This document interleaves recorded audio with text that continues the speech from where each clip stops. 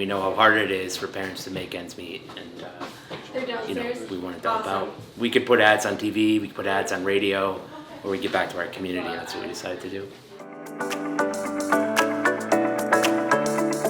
We wanted to find a way to give back during the summertime. You guys can't go to camp obviously without some good goodie bags, right? Because you need the supplies. So I got Araceli's this one, and I got Luciano's this one. We hooked up with East Hartford Parks and Rec. They have a really great summer program. So we've got your towels, because I think you guys get to go swimming while you're there at camp. We got some water bottles because it's hot and you gotta stay hydrated. Sunscreen, because you know that's important. So we were able to help some kids out last year.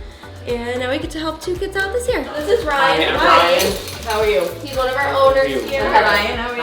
Hi, I'm Ryan. I'm Grammy. Hi, Grammy. It's so appreciated because, there's so much animosity and people are taking away from each other, and Absolutely. this is just a beautiful example of that. Yeah. Restores my faith in humanity.